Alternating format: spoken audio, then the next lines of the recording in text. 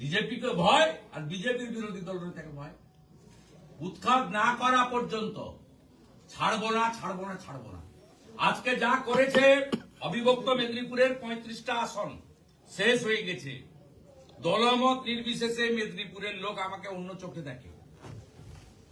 আপনি মিলিয়ে নেবেন, শালবনী আর গড়বেতা বিধানসভার রেজাল্টটা মিলিয়ে নেবেন। দাদা, বাইরে প্রচুর কর্মী সমর্থক দাঁড়িয়ে রয়েছে। আমি না বলেছি 20,000 হয়ে যেত।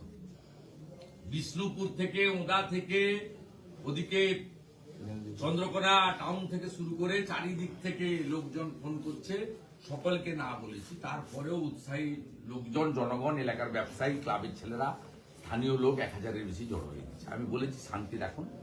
বিজেপি অত্যন্ত ভদ্র সংস্কৃতিতে বিশ্বাস করে। এই বেচারীদের কিছু করার নেই। এদের সমস্ত পড়াশোনা মমতা ব্যানার্জি ধ্বংস করে দিয়েছে।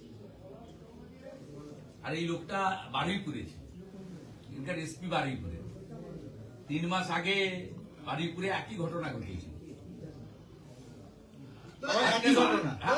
কি হয়েছিল আপনার উপর হামলাটা? কখন অ্যাকচুয়ালি প্রথমটা 8টা 20 কি হয়েছিল? আমি এখান থেকে 165 কিলোমিটার দূর পুরুলিয়ার পাড়াতে 20,000 মানুষের সভা করে এখান দিয়ে ফিরছি। আজকে আমাকে কোলাঘাটে থাকতে হবে। কাল সকালে আমার কোলাঘাটে মন্দির উদ্বোধন হচ্ছে, শিলান্যাস আছে। আমি ফিরছি, যেমন থাকে আমার সঙ্গে সিআরপিএফ এর গাড়ি সামনে পিছনে আছে। এমনকি আমি বুলেট প্রুফ গাড়িতে উঠিনি। আমি তো ভাবতেই পারিনি যে রাত্রিবেলা এরকম 10টা চ্যাংড়া তৃণমূলের আর সঙ্গে 10টা পুলিশ নিয়ে এসে এইভাবে করবে, ভাবাই যায়নি। স্থানীয় ভারতীয় জনতা পার্টির নেতা গৌতম ভাই, তিনি খবর পেয়ে গেছিলেন। তারা সঙ্গে সঙ্গে 15-20 জন ছুটে এসেছেন 5 মিনিট 10 মিনিটের মধ্যে। তারা তাদের কার্যকর্তা, সহকর্মী শুভেন্দুকে বাঁচানোর জন্য ছুটে এসেছে। আপনি কি গৌতম নিজেও আঘাত পেয়েছে, ওকে ঠেলে ফেলে দিয়েছে ওখানে, খুলে গেছে। আপনি কি অভিযোগ? আপনি বলছেন কেরোসিন এই যে কপি,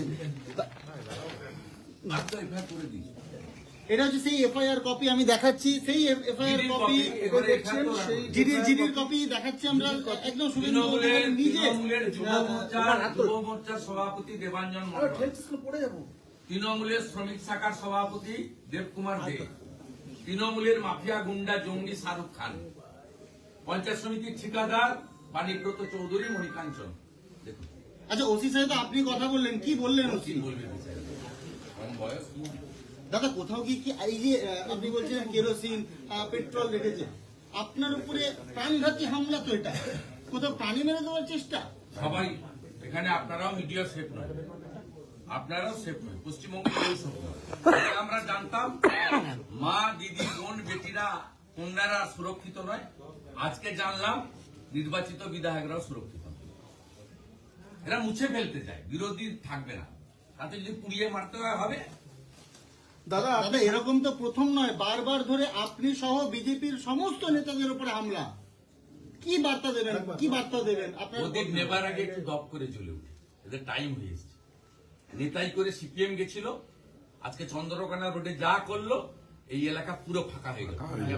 দাদা, আপনি তো বিরোধী দল। দেখবেন জানুয়ারি 7 তারিখ 2011, আজকে জানুয়ারির 10 তারিখ 2026, এই জেলাতে দেখবেন শেষ হবে। দাদা, আপনি তো রাজ্যের বিরোধী পান্ডে, ডালিম পান্ডেদের যা অবস্থা হয়েছে, এদের অবস্থা। দাদা, আপনি তো রাজ্যের বিরোধী দলনেতা, এই জেলার এসপি বা কোনো পুলিশ আধিকারিক কথা বলতে হবে। আপনি বিরোধী দলনেতা, আপনি মিটিং করবেন, মিছিল করবেন, সভা করবেন, তাও কেন আপনার উপর হামলা? বলা যাবে না ওদের বিরুদ্ধে, ওদের বিরুদ্ধে বলা যাবে না। মা বেটার বিরুদ্ধে কিছু বলা যাবে না। একবারে বুঝতেই পারছো যে শুভেন্দু অধিকারী তিনি এখনো পর্যন্ত কিন্তু ঠিক এইভাবেই বসে রয়েছেন এবং দলীয় কর্মী সমর্থকেরা বাইরে আছেন। তিনি জিডি করেছেন, সেই কপিও কিন্তু দেখাচ্ছেন যদি সম্ভব হয়। এবং আমি আরেকবার কথা বলার চেষ্টা করবো। এখনো পর্যন্ত কোন সিনিয়র পুলিশ আধিকারিক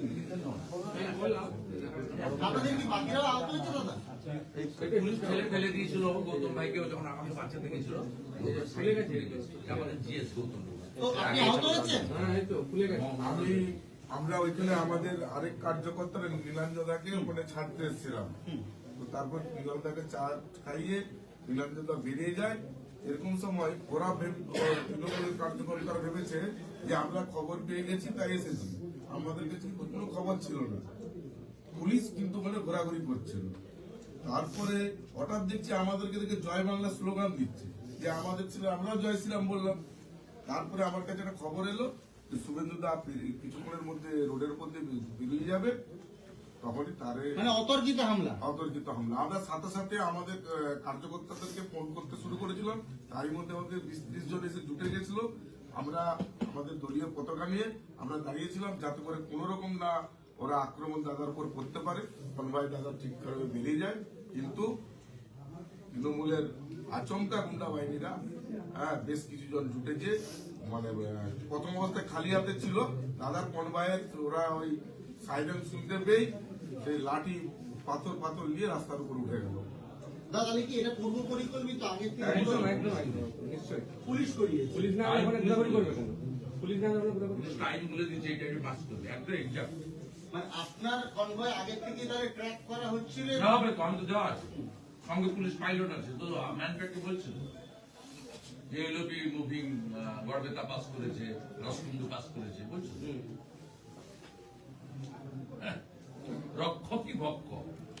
এই জন্য জাতীয় মানবাধিকার কমিশন বলেছিল এখানে আইনের শাসন নেই, শাসকের আইন চলছে। আপনার জন্য আসা কর্মীদেরকেও আহত হতে হচ্ছে দাদা। তাহলে কি এদের আমি ডাকিনি, এরা এসেছে আমাকে বাঁচানোর জন্য, তাদের বিরোধী দলটাকে বাঁচানোর জন্য। কারণ পুলিশ ঠেলে দেয়, আমার গাড়ির সামনে পড়ে গেছিল, তারপরে সবাই মিলে তুলে দেয়।